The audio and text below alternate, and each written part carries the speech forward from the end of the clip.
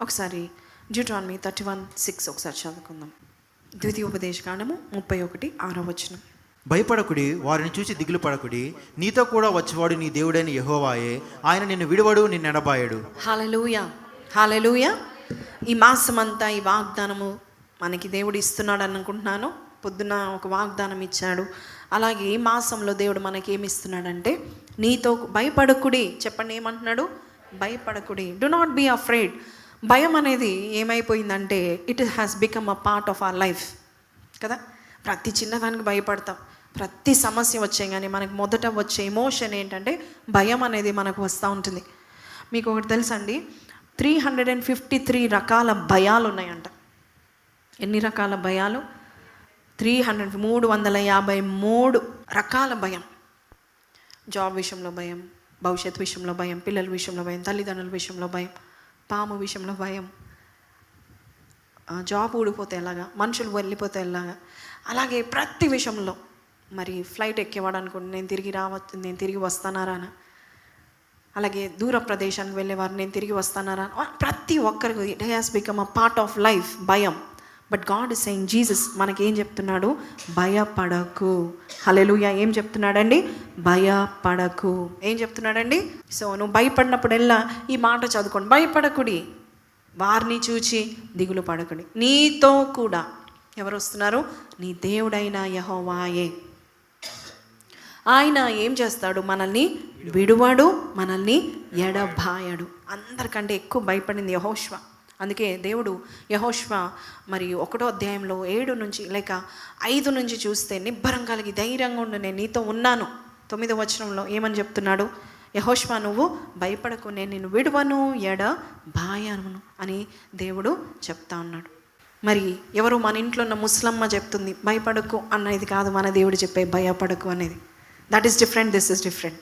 పక్కింటి పెద్ద ఆయన లేక అంకుల్ భయపడకమ్మా అని చెప్పేది కాదు మన దేవుడు చెప్పే భయపడకు. It is different. మన తల్లి భయపడకు అని చెప్పేది కాదు, మన తండ్రి భయపడకు అని చెప్పేది కాదు, మన ఫ్రెండ్స్ ఇట్స్ ఓకే ఇంటర్వ్యూ భయపడకు వెళ్ళిపో అని చెప్పేది కాదు మన దేవుడు చెప్పే భయపడకు.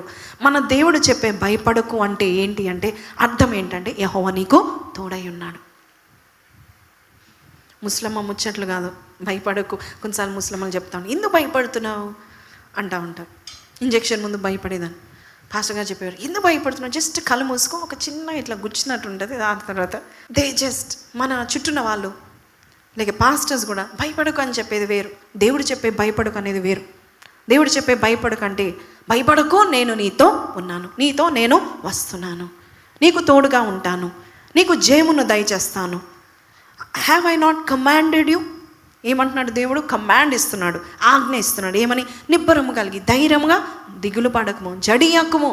ఇంకేమంటున్నాడు? నీవు నడుచు మార్గం అంతట్లో, ఏ మార్గంలో యెహోషువ నడుస్తున్నాడో ఆ మార్గములో నీ దేవుడైన యెహోవా నీకు తోడుగా ఉన్నాడు. ఆయన ఒక్కసారి భయపడిపోయాడు యెహోషువ. ఎన్ని ఆజ్ఞలు అనుసరించి, ఎంత మోషే ధర్మశాస్త్రాన్ని అనుసరించి నడుచుకుంటున్నా యెరికోకు వెళ్ళకముందు కొంచెము భయపడిపోయాడు. అక్కడ యెరికోకు వెళ్ళకముందు ఒక పట్టణంకి ఆ గవిని దగ్గర ఒక దూత నిలబడిందంట. హల్లెలూయా, హల్లెలూయా. ఒక దూత, ఎంత పెద్ద దూత అంటే దూసిన కత్తి చేత దూసిన ఖడ్గము పట్టుకొని నిలబడిందంట. యెరికో గోడలు మనం ఏమి యుద్ధం, that was the first war while they were travelling to the promise land. ఆ టైంలో ఎలా జరుగుతుంది? మోషే కూడా లేడు, నన్ను నడిపించేవాళ్ళు లేడు. మోషే ఉంటే ఆయన చేతులు పైకి లేపేంత వరకు యుద్ధము గెలిచేది. నా Moses is also not there. ఎలాగా అన్నప్పుడు దేవుడు భయపడకు అని చెప్పిన దేవుడు ఆయన భయపడతా ఉంటే మధ్యలో కమాండర్ని పెట్టాడు. ఆమెన్. నువ్వు ఎవరివి అంటే ఏమని చెప్తాడు? నేను సైన్యములకు అధిపతి అయిన యెహోవా దేవునికి సేనాధిపతిని అంటాడు. దూసిన కత్తితో ఆయన రెడీగా ఉన్నాడు. వెంటనే ధైర్యం వచ్చేసింది, నా దేవుడు నాతో కూడా ఉన్నాడు అని తెలిసిపోయింది. కాబట్టి మనము భయపడకూడదు. సాతాను ఫస్ట్ మనల్ని మరి ముందుకు వెళ్ళకుండా చేసేది ఫస్ట్ ప్రయత్నం ఏంటంటే, భయపడే ప్రయత్నంలో మనల్ని పడేస్తూ ఉంటాడు. కానీ దేనికి మనము భయపడకూడదు. 27వ కీర్తన 1 నుంచి లాస్ట్ వరకు నేను ముఖ్యంగా I do not know, but నేను ఇంటర్మీడియట్ టైంలో ఉన్నప్పుడు నాకు ఎందుకో ఈ కీర్తన చాలా హత్తుకున్న కీర్తన. యెహోవా నాకు వెలుగును రక్షణై ఉన్నాడు, నేను ఎవరికి భయపడుదును? యెహోవా నా ప్రాణదుర్గము, ఎవరికి వెరతును? నా శరీర మాంసం తినుటకై దుష్టులు నా మీదికి వచ్చినప్పుడు, నన్ను బాధించే శత్రువులు నా మీదికి వచ్చినప్పుడు వారు తొట్టిల్లి కూలిరి. నాతో యుద్ధము చేయుటకు దండు దిగినను నా హృదయము భయపడదు. నా మీదికి యుద్ధము రేగినను దీనిలో నేను ధైర్యము విడవకు. హల్లెలూయా. ఎంత బాగుంది కదండి. దిస్ ఈ ఈ సామ్ నేను ఇంటర్మీడియట్ టైంలో మరి ఎందుకు భయం వచ్చిందో నాకు తెలీదు. I was always meditating on this word. ఇంగ్లీష్లో ఏముందంటే the lord is the light and my salvation.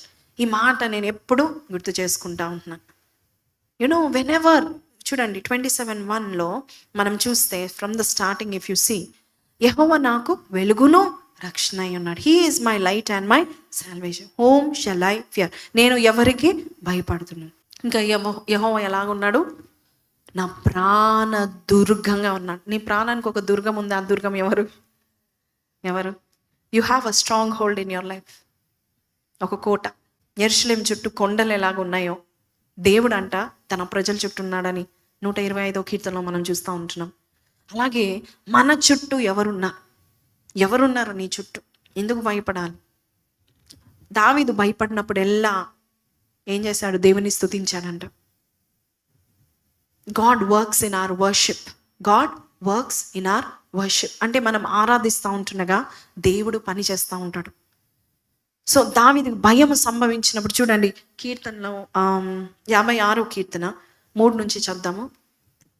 నాకు భయము సంభవించు దినమున నిన్ను ఆశ్రయించుచున్నాను. దేవుని బట్టి నేను ఆయన వాక్యమును కీర్తించెదను. దేవుని యందు నమ్మిక ఉంచి ఉన్నాను, నేను భయపడను. శరీరదారులు నన్ను ఏమి చేయగలరు? దావీదుకు భయం కలిగినప్పుడు ఏం చేస్తున్నాడు? ఆయన వాక్యాన్ని బట్టి ఏం చేస్తున్నాడు? అక్కడ రాయబడి ఉంది. ఏం చేస్తున్నాడు? నిన్ను ఆశ్రయించు, కీర్తిస్తున్నాను అంటున్నాడు. ఏమంటున్నాడు? కీర్తిస్తున్నాను. నీ శక్తి నాకు చాలు ప్రభా, నీవు నాకుండగా నాకు భయమేలా. దేవుని యందు నమ్మిక ఉంచి ఉన్నాను, నేను భయపడను. అప్పటి వరకు భయము సంభవించిన దినమున ఆయన ఏమంటున్నాడు? భయము 3వ వచనం, భయము సంభవించిన దినం, when I'm afraid I put my, నేను నిన్ను ఆశ్రయిస్తున్నాను, I put my trust in you. So ఈ మాసం నుండి the second half of the year, second half of our movie this year ఎలా ఉండాలి? 353 రకాల భయం కలిగి ఉండాలా? ఎలా ఉండాలి? భయము లేకుండా. ఎందుకు? నీకు భయం వస్తుంది. మనకి అందరికీ భయం, ఏదో ఒక రోజు ఏదో ఒక విషయంలో భయం వస్తుంది. అప్పుడు ఏం చేయాలి? దేవుని వర్షిప్ చేయాలి, దేవుని వాక్యం చదవాలి, ఆ వాక్యాన్ని పట్టుకొని వర్షిప్ చేయాలి. దావీదు అదే చేశాడు. అప్పుడు ఏం జరిగింది? God works in our worship. మనం స్తుతిస్తూ ఉంటుండగా ఫస్ట్ థింగ్ మన భయం వెళ్ళిపోతుంది.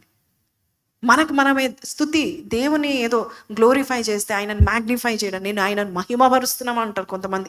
నేను దేవుని మహిమపరచడం మనం ఎంత? ఆయన ఆల్రెడీ మహిమలో ఉన్నాడు.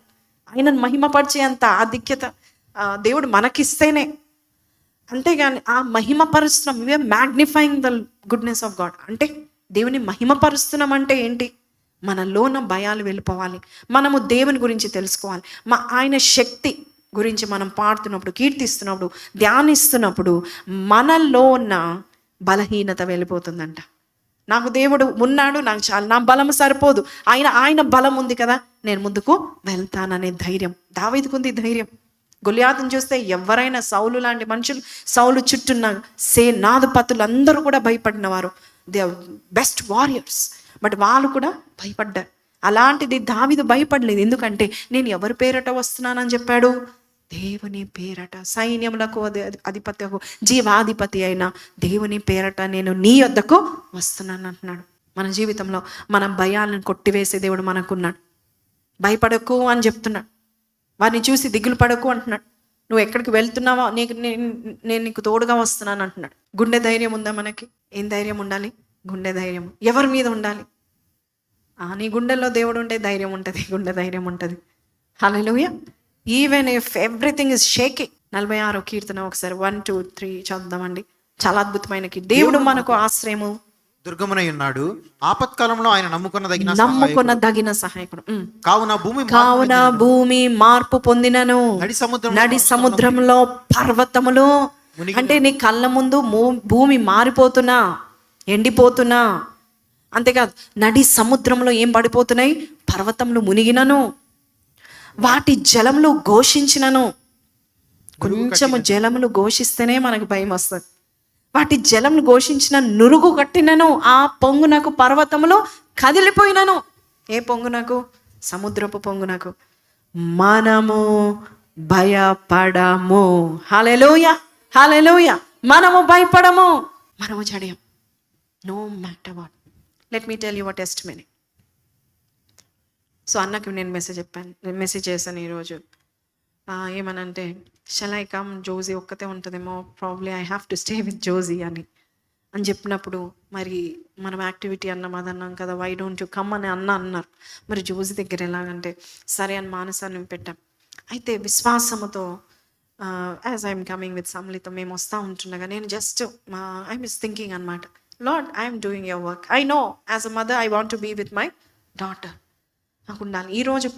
ఈరోజు మరి దాంట్లో రిపోర్ట్స్లో తెలిసిపోతుంది. బికాస్ ఒకవేళ రిపోర్ట్స్ నార్మల్గా లేకపోతే అడ్మిట్ చేయాలి రేపు అని డాక్టర్స్ చెప్పారు. కానీ నేను, నా భర్త, we are coming to church. It's not a very great meeting obviously, చాలా మంది వచ్చారు కాబట్టి సచ్చినట్టు రావాలన్నది కాదు. But God has given us this duty. సరే అని మేము ఇక్కడ వచ్చి జస్ట్ అక్కడే కూర్చున్నాను. అన్న వచ్చి కూర్చొని ఒక మాట చెప్పారు, ద రిపోర్ట్స్ ఆర్ నార్మల్. ఆమె ద రిపోర్ట్స్ ఆర్ నార్మల్ అంటే ఆయన పని మనం చూసుకుంటే, ఏ విషయంలో మనం భయపడకపోతే tomorrow she is not going to be admitted. మేము last week we were going through along with her అనమాట. ఎలాగా కళ్ళు తిరుగుతున్నాయి, ఎలాగా she is unable to take the fever అనేది మేము చూస్తూ ఉంటున్నాం. బట్ ఏది కూడా దేవుని సన్నిధిలో మనం భయపడినప్పుడు దేవుడు పనిచేస్తాడు. మనం దేవుని మీద మన భారం వేసినప్పుడు ఆయన పనిచేస్తూ ఉంటాడు. Hallelujah. This might be very simple for you, but మేము అలాగ వదిలిపెట్టి రావడం అనేది, even for an hour it is a tough thing. Because morning we were not there, last night నుంచి we were not there properly. So దేవుడు అంటున్నాడు, నువ్వు భయపడనక్కర్లే, నేను చూసుకుంటాను. దేవుడు కంగారు పడతాడా? మనం కంగారు పడతాం. దేవుడు ఏ విషయంలో కంగారు పడాడు? ఏదైనా నువ్వు చెప్పి, ప్రభా నాకు ఈ సమస్య వచ్చింది, ప్రభా ఈ భూమి ఇలాగుంది, ప్రభా ఈ కరువు, ప్రభా ఈ రిసెషన్, ప్రభా ఈ జాబ్ లేదు, ప్రభా ఎలాగా, ప్రభా అని కాకుల్లాగా మనం అంటూ ఉంటాం. కానీ దేవుడు కంగారు పడాడు. ఆయన జస్ట్ ఇలా నిలబడతాడు, నేను చూసుకుంటాను, నేను ఉన్నాను. మన దేవుడు కంగారు పడే దేవుడు కాదు. కొంచెం కూడా భయపడి జడిసిపోయినప్పుడు ఎప్పుడైనా చూసారా మన దేవుడు జడిసిపోయినట్టు? చూసారా? పోనీ యేసయ్య, ఈ యొక్క హ్యూమన్ ఫామ్లో ఉన్న యేసయ్యను కూడా మనం చూస్తే ఆయన కంగారు పడినట్టున్నాడు. తుఫాన్లు వచ్చి మంచి పడుకున్నాడు. ఎక్కడ? శిష్యుని యొక్క పడవలో పడుకున్నాడు. అప్పుడు నీకు చింత లేదా అంటున్నారు. ఎవరిని అంటున్నారు? శిష్యులు ఎవరిని అంటున్నారు? యేసయ్యకి చింత ఎందుకంటే ఆయన Yesayya is a smart God, why should he? ఆయన ఎందుకు చింతపడాలి? నీ చింత యావత్ నాకు నేను మోసుకుంటాను అంటాడు. ఆయన కంగారు పడే దేవుడు కానే కాడు. నువ్వు అనుకుంటావేమో దేవుడు కంగారు పడుతున్నాడు, ఏమైపోతుందో అని కంగారు పడుతూ ఉంటున్నాడు. He is a very smart God, intelligent God. Everything is in his hands. ఆయన సృష్టిని, ఆ సృష్టిలో ఉన్న వ్యక్తులను, సృష్టిలో ఉన్న ప్రతి ఒక్కరిని ఎలాగ నడిపించాలో ఎవరికి తెలుసు? దేవునికి తెలుసు. సృష్టి యావత్తు ఎవరి చేతిలో ఉంది? ఆయన చేతిలో ఉంది. ఆయన కంగారు పడ్డాడు. ఆయన అన్నాడు అనుకో, భయపడకు అన్నాడు అనుకో, నేను నీకు తోడుగా వస్తున్నానంటే, మన ఇంట్లో అమ్మమ్మ చెప్పినట్టు కాదు, మన ఇంట్లో డాడీ చెప్పినట్టు కాదు, దేవుడు చెప్పినట్టు. ఏమని చెప్తున్నాడు? భయపడకు, నేను నీతో కూడా వస్తున్నానంటే God almighty is telling that. Inch కూడా జడియద్దు, ఇంచు కూడా భయపడదు. అగ్నిని దాటేద్దాం, సముద్రాలు దాటేద్దాం. భయపడ్డారా షడ్రక్ మేషక్ అబేద్నెగోలు? అగ్నిని చూసి భయపడ్డారా? నెవర్. ఎవరున్నారు? ఎవరు నడిచారు వాళ్ళతో?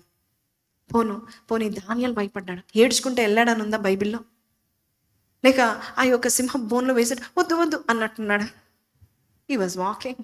సదా ఎల్లవేళలో ఆశ్రయించిన నా దేవుడు తన దూతని పంపించి ఈ సింహపు నోర్లను మోయించాడు. ఎంత ఈజీగా చెప్పాడు. మన జీవితంలో అంత ఈజీగా చెప్పాలి దేవుని యొక్క కార్యాలు. హల్లెలూయా. నువ్వు కంగారు పడుతున్నాడు, దేవుడు కంగారు పడడం అనేది కాదు. కొన్నిసార్లు డేవిడ్ అన్న విషయంలో నేను ఎప్పుడు అన్నిటికీ తొందరపడతాను, కంగారు పడతా ఉంటాను. ఆయన అలాగే ఉంటారు. ఒక్క హెల్త్ విషయంలో ఆయన కంగారు పడతారు, నేను పడను. హెల్త్ విషయం చాలా టెన్షన్ అయిపోతాడు. జోజకి ఏమైనా అయితే రాత్రంతా అలానే ఉన్నారు. నేను పడుకో, దేవునికి అప్పచెప్పి పడుకోండి, ఇట్స్ ఓకే అని ఓన్లీ హెల్త్ విషయంలో. బట్ ఎనీ ఇష్యూస్ నేను చూస్తే, ఏదన్నా ఇష్యూస్ అయినా అస్సలు మన ఫేస్లో అస్సలు కంగారు కనపడదు. ఒక మనిషినికి అట్లుంటే మన దేవుడు ఎందుకు కంగారు పడతాడు? సృష్టిలో ఏం జరుగుతుందో ఆయనకి తెలీదా? చాలామంది కోవిడ్ టైంలో ప్రార్థన చేశారు, ఉపవాసం చేశారు, రోడ్ల మీదకి ఎక్కారు, అన్నీ చేశారు. మన దేవుడు he knows what he was doing. He knows.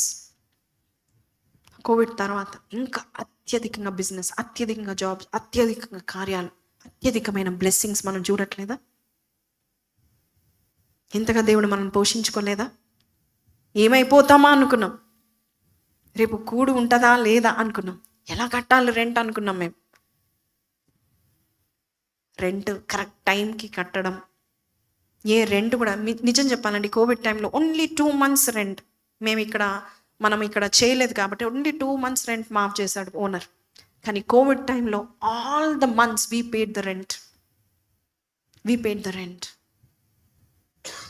ఎందుకు? ఆయన ఇంచు కూడా కదలదు. He knows what he is doing. He can sustain anything. He can take care of you. ఎలా కట్టాం తెలియదు. ప్రతి ఒక్కరు ఊర్లోకి వెళ్ళిపోయారు. కొంతమంది జాబ్స్ ఊడిపోయాయి. They don't have jobs. How did we pay? We do not no.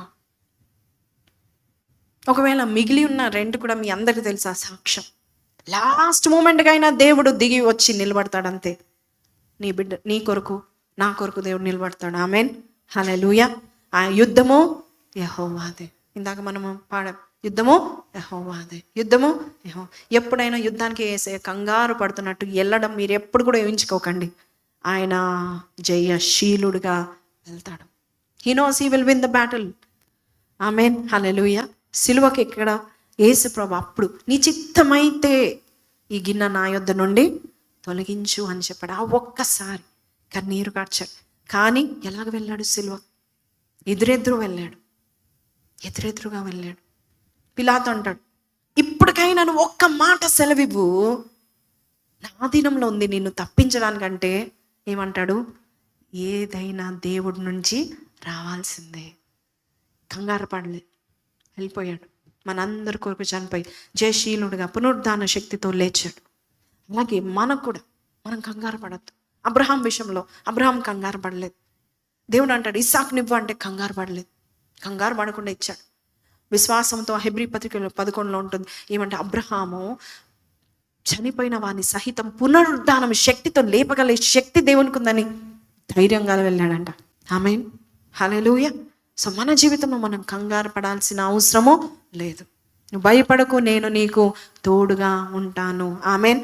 So సైతాను యొక్క ఆయుధము భయపెట్టడం, దేవుని యొక్క ఆయుధము భయాన్ని తొలగించడం. ఈరోజు ఈ మాటలు వింటున్నవి ఈ మాసం అంతా కూడా భయపడకు, దిగులు పడకు, నేను నీతో కూడా వస్తున్నాను, నేను నీకు తోడుగా ఉన్నాను అంటున్నాడు. హల్లెలూయా. సో ఈ చిన్న మాటలు దేవుడు దీవించును గాక.